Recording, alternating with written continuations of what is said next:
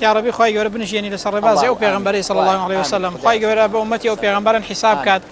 سپاس بۆ خواهی گەورە، صلوات لەسەر پێغەمبەری صلی الله عليه وسلم کە گەیشتینە ئەو شوێنەی کە پێغەمبەری تێدا لەدایک بووە صلی الله عليه وسلم. بەڕاستی ئینسان کە دەیبینێ دڵی بۆی دەچێت. بەڕاستی ئینسان پێی مرتاحە. ئێستا دڵم وا دەزانی هەموو دنیات هەیە.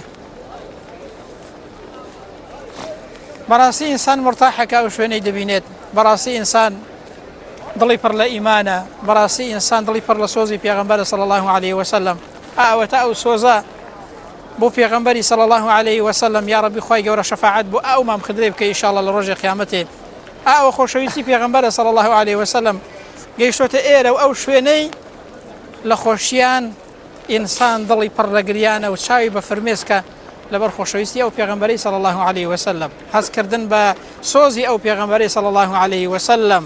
هەر کەسێک پێغەمبەری خۆش بوێت ئینشاءالله لە ڕۆژی قیامەتێ لەگەڵ پێغەمبەریدا حەشر دەکرێت صلی الله عليه وسلم. خی گەورە بمانی یێڕی لەو کەسانە کە پێغەمبەریان خۆش دەوێت، لەو کەسانە کە لە ڕۆژی قیامەتێ لەگەڵ پێغەمبەریدا حەشر دەکرێن، لەو کەسانە کە پێغەمبەر صلی الله عليه وسلم شەفاعەتیان بۆ دەکات. یا ربی خی گەورە شەفاعەتی پێغەمبەرمان بۆ واجب کەی، خۆیان لەگەڵ پێغەمبەرمان حەشر کەی. یا ربی خی گەورە بە ئومەتی ئەو محەممەدەمان حساب کەی صلی الله عليه وسلم بەدەستی ئەو پێغەمبەرەی لەسەر ئاوی کەوسەرێ لەناو بەهەشتدا ئاوی بخۆینەوە و لەگەڵ ئەو پێغەمبەرەیدا کۆ ببینەوە ئینشاءالله. آمين آمين. وصلى الله على محمد وعلى آله وصحبه أجمعين. والسلام عليكم ورحمة الله وبركاته.